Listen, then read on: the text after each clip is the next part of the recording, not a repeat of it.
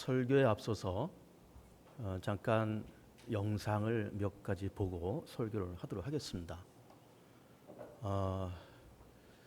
얼마 전에 최근에 미국에서 음악 콩쿠르가 있었고 거기에서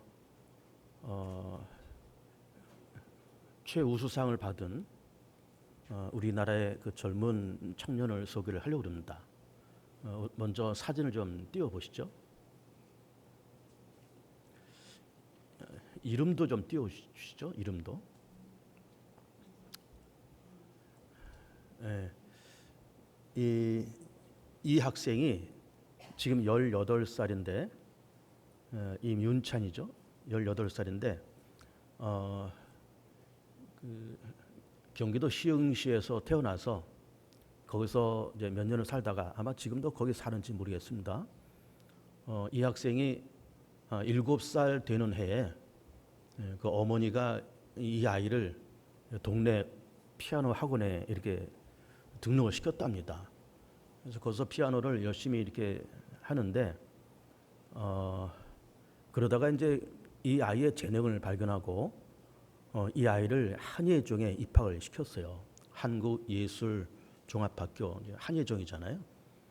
거기서 이 학생이 오랜 동안 피아노를 이렇게 전공을 하다가 최근에 더 클라이번이라고 하는 그 미국의 음악 콩쿠르 대회에 나가서 최우수상을 받았습니다. 18살인데 한번 그 우리 임군이 연주하는 그 연주 동영상을 악보와 함께 잠깐 보도록 하겠습니다.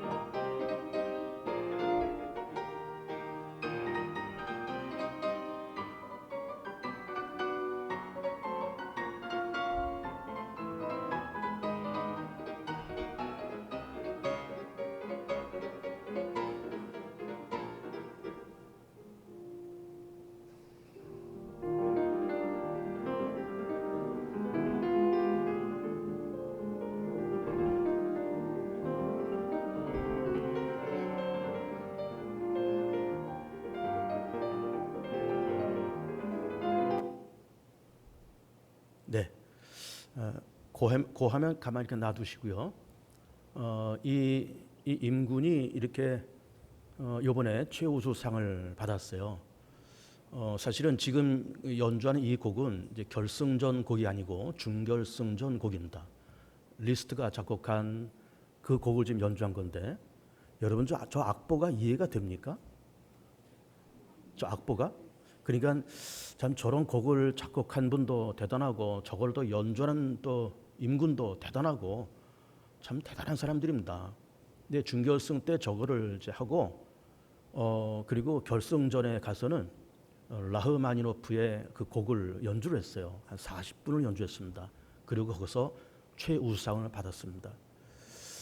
이렇게 임군을 이렇게 세계적인 대회에 나가서 그렇게 최우수상을 받게 했던 그 결정적인 동기가 있는데 그 한예종에 들어가서 그 좋은 교수님을 만났어요. 그 손민수 교수라는 분인데 그 사진을 좀 보시죠.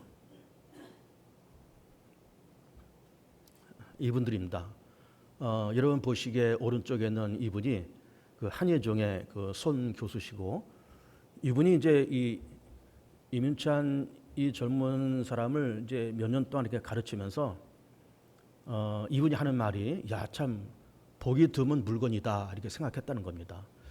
얘를 잘 훈련시키면 참 좋은 물건이 되겠다 이렇게 생각을 하고, 그리고 번 클라이번 이번 그 대회 때 내보내면서 뭐 잘은 하겠지만 그냥 우승을 할 거는 생각을 못했답니다. 잘하는 건 맞는데 우승은 좀 어렵겠다. 왜 그런가 하면은 그 대회가 너무 유명한 대회고, 뭐 그렇게 그 대회 가서 날고 뛰는 피아니스트들이 뭐 즐비하니까 거기 가서 얘가 이렇게 입선한다 또 이렇게 수상을 한다라고 하는 거는 좀 어려울 것 같다. 어쨌든 참가하는데 의의를 갖고 한번 참가해 보자 했는데 웬걸 최우수상을 받았습니다. 자, 이제 사진을 내리시고 저를 보십시오. 오늘 로마서 6장을 읽으면서 종노릇이라는 제목을 가지고 이제 그 영상도 몇 개 봤고, 오늘 설교의 내용과 지금 보고 있는 게 영상이 전혀 별개의 것이 아니기 때문에 보여드린 거예요. 말씀을 좀 먼저 보겠습니다. 6절 한번 봅니다. 아까 본 말씀이지만 우리가 알거니와 우리의 옛사람이 예수와 함께 십자가에 못 박힌 것은 죄의 몸이 죽어 다시는 우리가 죄에게 종노릇하지 아니하려 함이니. 이 말씀 속에서 가장 우리 눈에 들어오는 그 단어가 뭔가 하면은 종노릇이란 그런 말이에요. 종노릇. 그러니까 우리는 알게 모르게 무엇인가 종노릇하면서 그래 살아간다는 거죠. 내가 원하든 원치 않든, 내가 의식하든 의식하지 않든 무엇인가 우리는 거기에 종노릇하면서 붙잡혀서 끌려다니고 있다. 그런 이야기예요. 그래서 과연 누가 나를 붙잡고 끌고 가느냐에 따라서 내 삶의 과정이 다르고 내 삶의 결과가 다르다라는 것을 얘기를 하려고 그런 겁니다. 조금 전에 그 임군도 우리가 봤고 또 한예종의 손 교수도 봤지만은 이 이민찬 학생 이 학생은 이렇게 요번에 18살 최연소 나이로 그래 그 대회 사상 최연소로 최우수상을 받았는데 거기서 이제 그 대회 관계자들도 깜짝 놀래고 우리 한국에서도 깜짝 놀래고 그렇습니다. 어떻게 18살 먹은 학생이 저 큰 대회에서 최우수상을 받느냐 이 말이에요. 근데 그런 걸 보면은 이 임군은 이미 태어날 때부터 피아노를 잘 연주하는 탤런트를 갖고 태어난 것 같아요. 틀림없죠. 그런 탤런트를 갖고 태어났어요. 그리고 이 어머니가 7살 때 음악 학원에 이게 피아노 학원에 뭐 동네 피아노 학원 많잖아요. 여기저기. 그런 피아노 학원에 평범한 피아노 학원에 보냈는데 거기서 이 윤찬이가 본인도 내가 피아노에 소질이 있다는 것을 알게 됐고 어머니도 그 소질을 발견하고 그래서 한예종에 집어넣고 거기 가서 누구를 만나는가 우리가 조금 전에 봤듯이 그 손민수 교수라는 분을 만난 거예요. 그래서 이 손 교수가 이 윤찬이를 가만히 보면서 얘는 분명히 아까 얘기한 것처럼 물건이다. 얘를 분명히 이 피아노에 대한 어떤 탤런트를 갖고 이렇게 태어났는데 얘를 잘 훈련시키면 좀 좋은 물건이 되겠다. 그러면서 번 클라이번 그 대회에 내보냈고 입상하리라는 기대지 않았는데 최우수상을 받은 거예요. 근데 이제 이 손 교수가 이 윤찬이를 그렇게 훈련시키면서 뭐 엄청난 훈련 양이 있었겠죠.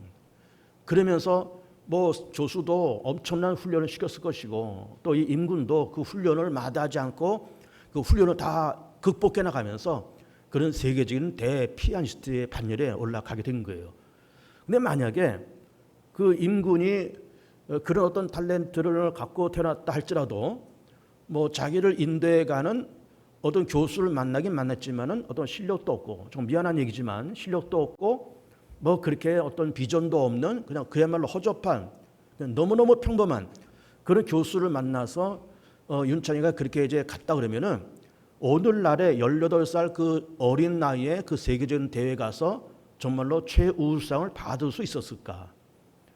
그러니까는 요번에 그 아이가 최우수상을 받은 그 까닭은 우선 본인이 그런 피아노에 대한 어떤 탤런트를 갖고 일단 태어났어요. 그리고 7살 때부터 피아노 시작했습니다. 그리고 결정적인 것은 뭐예요? 좋은 스승을 만난 거예요. 좋은 스승을. 그러면서 이 임군과 손교수의 만남이, 또 손교수와 임군과의 만남이 서로 간에 축복이 되었고 서로 간에 행운이 되었던 거예요. 그러니까는 이 임군이 그 손교수를 만나지 못했으면 오늘의 영광도 어려웠을 것이고, 손교수도 그 임군을 만나지 못했으면 이 바람에 그 손교수도 이름이 날렸잖아요. 그러게 한예종의 그 피아노 교수도 하면서 이름이 날렸잖아요. 그러니까는 서로가 그 만남이 정말 행복했고 축복이고 동시에 서로 간의 행운이었다, 이렇게 보는 겁니다. 그러니까는 오늘 우리가 종노릇이라는 이런 얘기를 하면서, 종노릇이라고 하는 말은 내가 누군가에 의해서 혹은 어떤 세력에 의해서 내가 장악당해서 거기에 종노릇으로 굽신거리면서 간다, 그런 얘기 아니에요. 근데 본문의 내용은 내가 예수를 믿기 전에는, 거듭나기 전에는 늘 종에게, 늘 죄의 종노릇을 하면서 그렇게 살아왔다는 거예요. 죄가 시키는 대로, 죄가 가고자 하는 대로 거기에 종노릇하면서 끌려다니다가 어느 날 예수를 믿고 거듭나고 예수 그리스도와 함께 옛사람이 십자가에 못 박히고 새로운 사람으로 거듭나서, 그러면서 이제는 죄에 대해서는 죽은 자요 하나님 앞에서는 산 자로 여기면서 그렇게 살아가면서 이제는 더 이상 죄에게 종노릇하지 아니하고 하나님을 향해서 산 자로, 살아있는 자로, 생명 있는 자로 그렇게 살아가는 내가 되었다라고 하는 그런 고백을 지금 하고 있는 겁니다. 그러니까 우리는 알게 모르게 나를 지배하고 장악하는 어떤 세력이 있어요. 그러니까 이 윤찬이를 손 교수가 장악하면서 몇 년 동안 그렇게 훈련을 시켰잖아요. 끌고 간 겁니다.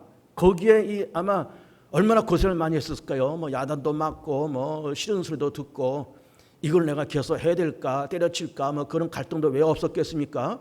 그러면서 그 고비고비를 넘기면서 오늘날에 그 임군이 그렇게 된 겁니다. 그래, 임군과 손교수의 그 만남은 늘 그 손교수가 시키는 대로 그냥 순종하고, 네, 그렇게 하겠습니다, 알겠습니다, 그런 건 이렇게 고치겠습니다, 그렇게 하라고 하는 걸 하겠습니다 하면서 그 손교수가 이끄는 대로 정말 그 손교수에게 종노릇하면서, 손교수에게 종노릇하면서 훈련받고 연단받으면서 결국 그렇게 된 거예요. 그리고 오늘날 우리가 이 세상을 살아가면서 내가 이렇게 세상을 살아가면서 누구에게 종노릇하면서 살아가느냐, 어떤 세력에 종노릇하면서 살아가느냐, 무엇에 종노릇하면서 살아가느냐에 따라서 우리의 삶의 과정과 결과가 다르더라라고 하는 겁니다. 여러분, 사람들은 우리 속에는 본능이라는 것이 있습니다. 그래서 대부분의 사람들은 이 본능에 사로잡혀서 그렇게 살아가요. 본능이 절대로 나쁜 것만은 아닌 겁니다. 본능이라고 하는 것은 어쨌든 기본적으로 인간이 기본적으로 하고 싶은 어떤 욕망이잖아요. 먹고 싶고 또 자고 싶고 뭔가 내가 성취하고 싶고 그런 욕심들이 다 있는 겁니다. 저도 나쁜 것은 아니에요. 그런데 이 본능이 늘 좋은 것만 있는가? 그렇지 않습니다. 나쁜 본능도 있어요. 죄짓고 게으르게 살고 남을 억누르고 또 그렇게 음란하게 살고 뭐 이렇게 이상한 짓을 하고 살려고 하는 그런 어떤 부정적인 그런 본능도 있는 겁니다. 그런데 그 본능에 사로잡혀 살아가면은, 좋은 본능에 끌려가면은 좋은 일을 할 수 있겠지만 나쁜 본능에 사로잡혀 산다 그러면은 엉뚱한 짓을 하면서 살아가는 거예요. 그러니까 본능이 좋긴 하지만 이 본능이 한 단계 뛰어넘어서 인격에 의해서 조종될 때 인격자가 되는 거죠. 그러니까 본능에 사로잡혀 살아간다, 그 자연인이에요. 자연인 겁니다. 그런데 인격이 있어서 인격이 본능을 적절히 통제한다. 그리고 통제한 것에 의해서 이 사람이 그렇게 살아가고 있다라고 그러면 그 사람은 인격자인 겁니다. 그런데 그 인격자조차도 사실은 자연인이에요. 왜 그럴까? 아직 영의 세계와 하나님의 세계를 모르기 때문에 그래요. 성령의 세계, 하나님의 세계를 모르기 때문에 그냥 본능과 인격 정도만 알지, 그 인격에 의해서 본능이 적절히 통제되니까 인격자처럼 보일 수는 있겠지만 여전히 자연인이고 영적인 사람이다, 거듭난 사람이다, 성령의 사람이다라고 하기는 약간 어려워요. 그런데 그걸 뛰어넘어서 어떤 세계가 존재할까요? 이제는 성령의 세계가 존재합니다. 성령이 그 인격을 지배하고 그 인격이 본능을 지배할 때, 이게 3단계로 성령이 지배하고 그리고 인격이 지배하고 인격의 본능을 지배하면서 결국은 맨 위에 있는 성령에 사로잡히고 성령에 의해서 지배당하고 나를 감동하는 성령의 종로로 타면서 살아갈 때 그것이 거듭난 사람이고 그것이 영적인 사람이고 그것이 바로 거듭난 사람의 삶의 모습이더라라고 하는 거예요. 성령의 사람, 성령에서 지배되고 통제되는 그런 사람. 그런데 반대로 본능에 사로잡혀서 그렇게 살아갑니다. 본능의 종로로 돼요. 조금 인격이 있어서 좀 나이도 들고 뭐 세상적인 어떤 배경도 있고 사회적인 경륜이 있어서 인격이 좀 쌓여 있습니다. 그래서 인격에서 적절히 통제도 돼요. 거기까지는 좋은데 성령이 통제하지 않고 사단이 통제할 수도 있습니다. 사단이 지배할 수도 있어요. 사단이 그 인격을 지배하고 사단이 그 사람의 본능을 지배해서 그러면서 이 사람이 알게 모르게 자기를 장악하고 자기를 이끌어가는 사단에게 종로로 타면서 살아가는 사람도 있는 거예요. 그러니까는 우리는 어떻든지 간에 성령의 지배를 받고 성령의 통제를 속에서 성령에게 종로로 타면서 사는 사람이 있는가 하면은 미안하지만 사단에게 종로로 타면서 사는 사람도 있습니다. 이게 문제인 거예요. 그 로마서 6장에서 하시는 말씀은 우리가 거듭나기 전에는 죄의 종로로 타면서 그래 살았다는 겁니다. 죄가 시키는 대로 그 살았는데 얻은 것은 아무것도 없고 그러나 내가 옛사람을 예수 그리스도와 더불어서 십자가 못 박고 거듭나서 이제는 죄에 대해서는 죽은 자요 하나님께 대해서는 산 자로 여기면서 이제는 죄에게 종로로 타지 아니고 성령의 종로로 타고 인격의 종로로 타고 말씀과 믿음의 세계의 종로로 타면서 살아가는 그런 사람이 거듭난 사람이고 영의 사람이고 성령의 사람이다. 그러니 성령에게 종로로 타면서 살자라는 말씀을 하시고 있는 겁니다. 자, 그러면 사단의 종로로 타는 것과 성령의 종로로 타는 것이 구체적으로 어떤 것이 있을까? 몇 가지 예를 한번 들어볼게요. 우선 사단에게 종로로 타는 걸 예를 들어볼게요. 요즘 러시아와 우크라이나가 전쟁 중에 있죠. 아직 끝나지 않았습니다. 푸틴이 최근에 무슨 말 했는지 압니까? 아직 시작도 안 했다 이런 얘기를 하는 거예요. 아직 한 방이 또 남아있다 이런 얘기를 하는 겁니다. 본론이 남아있다 그 말이에요. 그 말이 뭡니까? 뭐 이렇게 자꾸 이렇게 미사일 쏘면서 여기 부시고 저기 부시면서 하고 있는데 우크라이나 빨리 항복해. 안 하면 이제 큰 게 한 방 갈 거야. 막 그 큰 거 한 방이 아마 핵폭탄일 수도 있을 것 같아요. 한번 터뜨리겠다 이 얘기 아니에요? 그러면서 아직 시작도 안 했다 그런 얘기 하는 겁니다. 그런데 어쨌든 이 현재 벌어지고 있는 전쟁 가만히 놓고 보면 일단 우리는 그 얘기를 우리는 시사 프로그램 통해서 늘 듣습니다. 뉴스를 통해서 뭐 매스컴을 통해서 신문을 통해서 우리는 늘 그 뉴스를 보고 들어요. 그런데 우리는 적어도 믿음의 사람이잖아요. 믿음의 사람이라 그러면은 내 눈에 펼쳐지는 모든 현상 그 이면에 숨어있는 어떤 영의 역사를 볼 줄 알아야 돼요. 어떤 영의 역사가 분명히 있는 거예요. 그럼 어떤 영의 역사가 분명히 있을까요? 미안하지만 푸틴 뒤에는 사단의 역사가 존재합니다. 여기에 반론을 제기할 사람이 있습니까? 푸틴 뒤에는 분명히 사단의 역사가 존재하는 겁니다. 그러면서 푸틴을 장악하고 그러면서 그런 미치광이처럼 전쟁을 일으키고 그래서 혼자만 지금 재미있죠. 혼자 재미있고 세계는 지금 몸살을 앓고 물가 폭등과 뭐 기름값 폭등으로 몸살을 앓고 있는데 혼자만 지금 재미있어 하는 거예요. 혼자만 지금 이 전쟁 게임에 지금 도취되어 있는 겁니다. 그 뒤에는 사단이 숨어 있어요. 그 사람은 사단의 종로로 타면서 지금 그렇게 하고 있어요. 여기 반론을 제기할 분이 있습니까?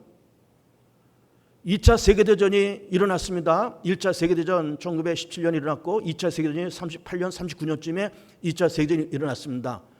일본이 하와이, 진주만 폭격하고 그리고 독일이 폴란드를 침략해 들어가고 폴란드 침략하기 전에는 독일과 소련이 서로 불가침 조약을 맺었습니다. 우리 서로 전쟁하지 말자. 불가침 조약했는데 그거 다 뭉개버리고 그 조약서 다 휘통에 집어던지고 히틀러가 폴란드를 침략해 들어가고 러시아까지 쳐들어갔어요. 그러면서 2차 세계대전이 시작됐습니다. 그러면서 몇 년 동안 2차 세계대전이 일어나면서 수천만 명이 죽고 다쳤을 겁니다. 유럽은 쑥대밭이 됐습니다. 1차 세계대전, 2차 세계대전 두 번의 전쟁을 거치면서 유럽은 그야말로 쑥대밭이 됐어요.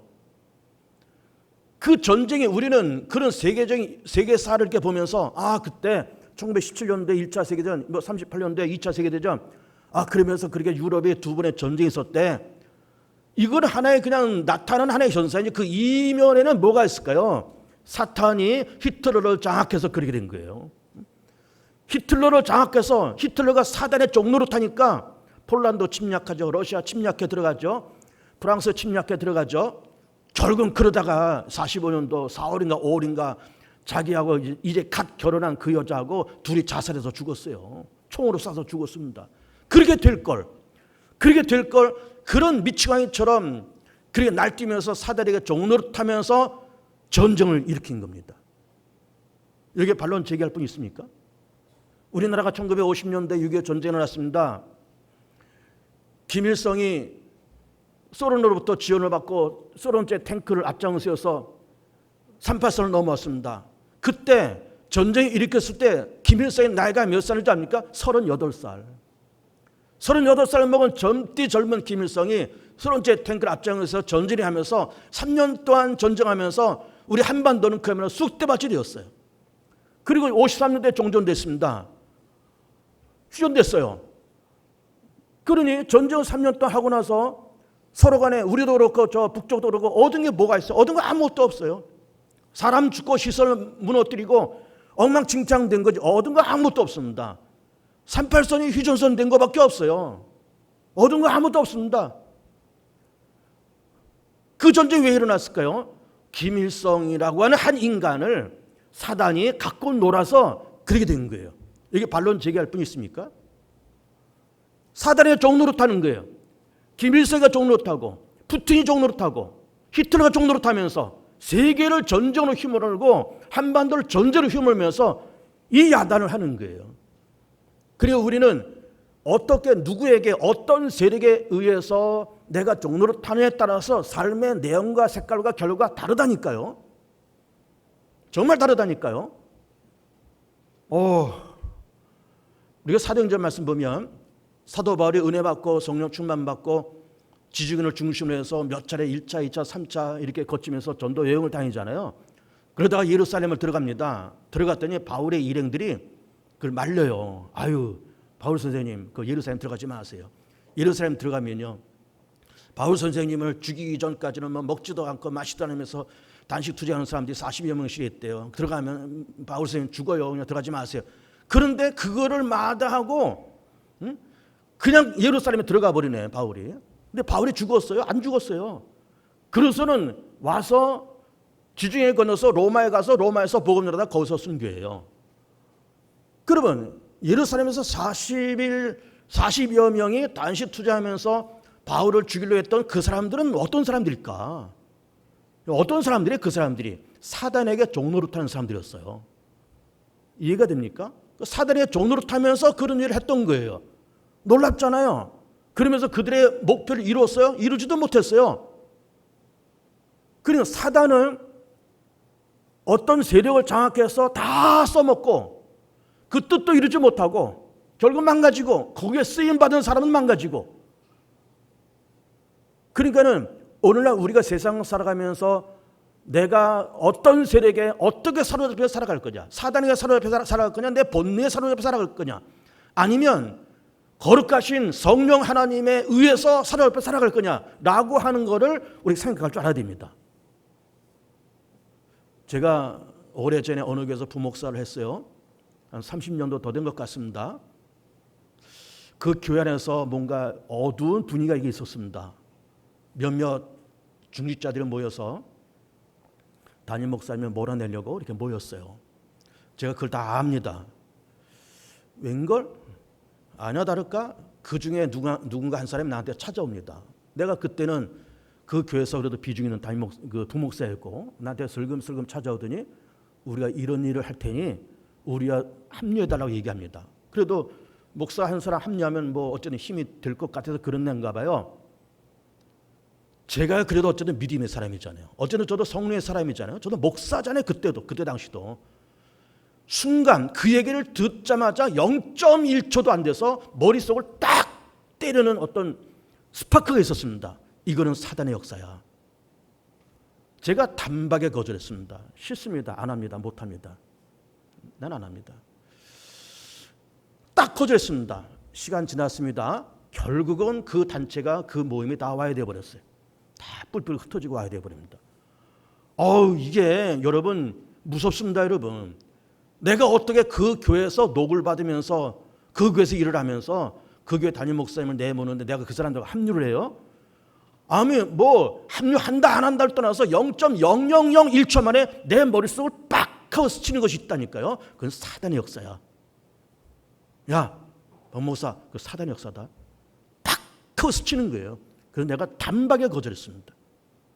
단박에. 그분들도 아마 깜짝 놀랐을 거예요. 이 전문 목사가 뭐 살살 밥 먹이고 뭐 이렇게 하면 따라올 줄 알았겠죠. 단박에 거절해버렸어요. 여러분 무서운 겁니다. 정말 무서운 겁니다. 그러니까는 오늘날 우리가 어떻게 누구에게 어떤 모습으로 종로를 하며 살아갈 거냐. 무서운 겁니다, 여러분. 여러분 예를 들어서 우리가 어느 기업에 일을 하는 근로자라고 쳐보세요. 다 직원들이에요. 그러면 우리가 그 회사에서 일을 하면서 월급을 받아요. 그러면 그냥 어떤 사람은 그냥 월급 받는 것만큼 일을 하는 거예요. 그 회사가 잘 되든 안 되든 상관없습니다. 사장이 무슨 고민을 한다 상관없습니다. 경기가 좋으냐 나쁘냐 상관없습니다. 그냥 월급 받고 살아가는 거예요. 그러다가 조금 뭐 월급이 부족하다든지 뭐 복지가 시원찮다든지 하면은 그냥 뭐 이렇게 또 들이받고 안 되면 말이야 세일을 규합해서 뭐 노조 만들어가지고 뭐 으쌰으쌰 하고 그러면 회사를 막 뒤집어 엎어버리고 그래 노조 만든다는 것이 나쁜 것은 물론 아니에요. 그렇게 해서 노조가 만들어서 노조가 정당한 요구를 하고 사측에서 그 노조 요구하는 것이 정당하다 싶어서 노사가 합의를 보고 좋은 결과 만들어졌다면 좋은 거예요. 그런데 그렇게만 노조를 만들어가지고 막 뒤집어 엎어서 회사가 문을 닫았다 망했다 사장도 거지가 되어버렸다. 그 무슨 역사일까요? 그 성령의 역사일까요? 그 사단의 역사잖아요. 그게 무슨 뭐 우리가 대학을 나와야 뭐 박사학위를 받아야 그게 깨달아집니까? 그 사단의 역사잖아요. 자, 또 달리 사측에서는 내가 회사에 오너입니다. 오너인데 이렇게 회사를 운영해 나가면서 회사가 잘 됩니다. 막 이득이 많이 생겨요. 그래서 그거를 이제 잘 비축하면서 어떤 사람은 그렇게 회사가 잘 되면서 비축되는 것을 이렇게 하면서 막 혼자 허위호식하고 근로자들에게는 막 박봉으로 뭐 이렇게 복지시설도 엉망진창이고 박봉으로 막 노동력을 막 착취하고 자기는 막 살이 쪄서 막 피둥피둥 막 기름이 흐르고 그리고 회사만 자꾸 불리려고 그러고 그런다 그러면은 그건 절대로 온다는 것이 아니죠. 그렇지만 그렇게 해서 이렇게 회사가 잘 되고 이렇게 이익금도 늘고 그러면은 이익금 늘면 늘 사측에서 생각하는 거는 뭘까요? 회사를 키우는 거예요. 자꾸 회사를 키우는 거예요. 몸집을 키우는 겁니다. 그러면은 그 몸집을 키우는 건 좋지만 어떤 현명한 사장이 몸집을 키우는 건 좋지만 우리 사원들 복지가 좀 약해. 복지도 이런 거 좀 하고 저런 거 좀 하고 우리 회사 직원들이 좀 월급이 좀 약하지. 그래서 이번에 좀 연말에 조금씩 올려서 그렇게 하자 하면서 물론 몸집 키우는 것도 좋지만 이거는 뭐 속도를 조금 줄여가면서 뭐 올해 할 건 내년에 하고 이렇게 해가면서 사원들 복지도 좀 늘리고 또 직원들 뭐 월급도 조금씩 올려주고 그러면서 이게 회사가 잘 굴러갔다 그러면 그거는 무엇의 역사일까요? 성령의 역사잖아요. 성령의 역사가 교회 안에서만 일어난 일이 아니에요. 성령의 역사는 우리가 살아가는 모든 삶의 현장에 똑같이 일어나는 현상인 겁니다. 똑같이 일어나요. 그러니까 우리는 이 세상을 살아가면서 무엇이 나를 장악하고 있는가 이걸 우리가 알아야 돼요. 이걸 봐야 됩니다. 내가 지금 무엇에 종노릇하며 살아가고 있지? 무엇에 내가 고기를 숙이고 무엇에 내가 굽신거리고 무엇에 끌려서 내가 지금 살아가고 있지라고 하는 거 우리가 알아야 돼요. 바라건대 사단에게 종노릇하고 사단에게 끌려가는 사람이 되지 마시고 성령에 의해서 사로잡히고 성령으로 종노릇해가며 살아가는 복된 교리 꼭 되시길 축복합니다. 중요한 얘기예요. 중요한 얘기. 조금 전에 그 이민찬이 얘기도 우리가 봤고 그 교수 선교수를 봤지만 참 그 만남이 행복한 거잖아요. 너무 두 사람들은 너무 그 만남의 축복이고 행운이에요. 우리가요 예수 믿는 사람들이잖아요. 적어도 우리 교회를 다니는 사람들이잖아요. 교회를 안 다니면 모르지만 예수를 안 믿는다면 모르지만 저도 우리가 예수를 믿는 사람들이라 그러면은 우리는 사단의 종노릇하면 안 됩니다. 우리는 적어도 성령의 종노릇하고 성령이 시키는 대로 성령이 말씀하신 대로 성령이 판단하는 대로 내가 판단하고 성령께서 말하고 하는 대로 내가 말을 하고 성령께서 움직이시는 대로 내가 움직여 나가는 그렇게 성령에게 종노릇하면서 살아가는 그런 사람들이 돼야 되지 사단에게 끌려다니고 사단의 종노릇하면서 그렇게 사는 사람이 되면 정말 곤란한 거예요. 정말 곤란한 겁니다. 그러니까 여러분 우리 인생이 결코 길질 않아요. 사람의 연수가 70여 강건은 80여라 했습니다. 조금 장수해서만 90 정도 산다고 쳐보세요. 미안하지만 여기 90 가까이 된 분들은 수두룩하게 앉아 계세요. 저도 얼마 안 남았고. 그러니 인생이라고 하는 것은 절대로 긴 것이 아닙니다. 짧은 시간인데 그 짧은 시간도 많이 갔어요. 이미 많이 갔습니다. 이미 많이 갔고 어떻게 보면 지금까지 살아온 시간보다 남아있는 시간이 더 짧을 수 있어요. 그렇지 않습니까? 나이 드신 분들, 젊은 분들은 그렇지 않기를 바라지만 나이 드신 분, 저도 마찬가지고 살아온 시간보다 남은 시간이 훨씬 짧을 겁니다. 그 짧은 시간 동안에 기왕이면 성령에게 종노릇하고 성령에게 이끌림을 당하고 성령에게 감동을 받으면서 그렇게 살아가는 우리 교우들이 다 되었으면 좋겠습니다. 여러분 일상생활 속에 그런 것이 나타날 수 있습니다. 어떤 사람이 가정을 돌보지 않고 그냥 바깥으로 건들건들 돌고 돈 갖다 주질 않고 바깥으로 겉돌면서 이상한 짓 하고 돌아다니고 그러면 나이는 벌써 50, 60이 훨씬 넘었습니다. 많이 살은 것 아니에요. 그 정도 나이면. 아니 정신 차리면 벌써 훨씬 그 이전에 정신을 차리고도 남아야 될 그 나이 아니에요. 근데 40 넘고 50 넘고 60이 넘어도 그냥 정신 못 차리고 건동건동 다니는 사람이 있다고 쳐보세요.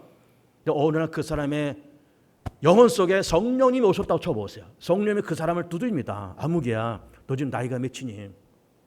너 나이가 몇인데 아직도 그러고 있니? 이제 정신 좀 차리고 네 갈 길 좀 제대로 찾아. 너 좀 밥벌이 좀 제대로 좀 하고 가정도 좀 돌보고 그래라. 너희 아이들 지금 바깥으로 걷도는 거 봐라. 응? 가정 봐라. 너 돈 안 같은 지가 벌써 몇 년인데 그 가정이 이게 유지가 되냐? 그러면서 막 야단도 치고 감동도 하고 얼르기도 하고 성령님이 언젠가 그러십니다. 그때 무릎을 다 꿇고 정말 종노릇하고 성령님의 감동에 종노릇하고 주님 그렇습니다. 그렇게 하겠습니다라고 결단하고 정말 버릴 거 버리고 정리할 거 정리하고 가정으로 돌아오고 가정을 챙기고 아이들 챙기고 그렇게 됐다라고 할 때 이것이 바로 성령으로 종노릇하는 사람이에요. 성령에게 종노릇하는 사람이 그런 겁니다. 믿음 생활도 그렇지 않겠어요? 늘 그냥 교회에 대해서 부정적으로 생각하고 겉돌고 뭔가 하라 그러면 그냥 뒤에만 서 있고 불편한 늘어놓고 그러다가 어느 날 성령이 감동합니다. 야, 너 지금 너 왜 그러고 있니? 너 왜 신앙생활을 그렇게 해? 너 왜 교회를 그렇게 다녀?